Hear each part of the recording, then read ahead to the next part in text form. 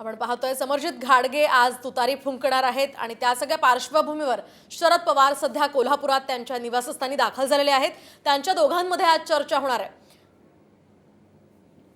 हसन मुश्रीफ यांना कागलमधून विधानसभेची उमेदवारी मिळणार असल्यामुळे समरजित घाडगे हे कुठेतरी चिंतित होते, नाराज होते।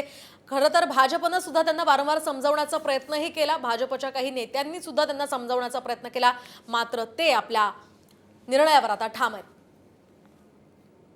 या संदर्भात आपण अधिक माहिती जाणून घेऊयात आमचे प्रतिनिधी रणजित माजगावकर यांच्याकडून। रणजित, काय सांगाल, सध्या राजकीय वातावरण हे कोल्हापूरचं चांगलंच ढवळून निघालंय, काय अधिकचे अपडेट्स आहेत? कोल्हापूर विशेषतः कागल मतदारसंघाचं वातावरण चांगलंच तापलेलं आहे, कारण समरजित सिंह घाडगे आज अधिकृतरित्या शरद पवार गटामध्ये प्रवेश करतायत आणि तुतारी फुंकण्याच्या तयारीत आहेत।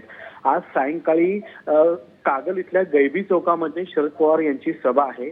याच चौकामध्ये हसन मुश्रीफ यांच्यासाठी शरद पवारांनी अनेक वेळा सभा घेतलेल्या आहेत। आता हसन मुश्रीफ यांच्या विरुद्ध आज या गैबीचं मैदान आज दणाणून सुटणार आहे।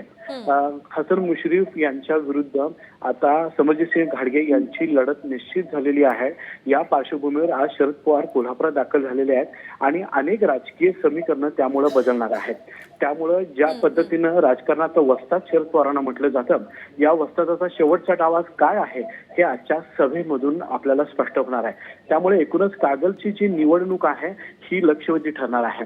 सध्या शरद पवार समरजित सिंह घाडगे यांच्या घरी आलेले आहेत। अगदी रणजित, या संदर्भातले सगळे अपडेट्स तुमच्याकडनं जाणून घेत राहणार आहोत। तुर्तास धन्यवाद दिलेल्या या सविस्तर माहितीसाठी।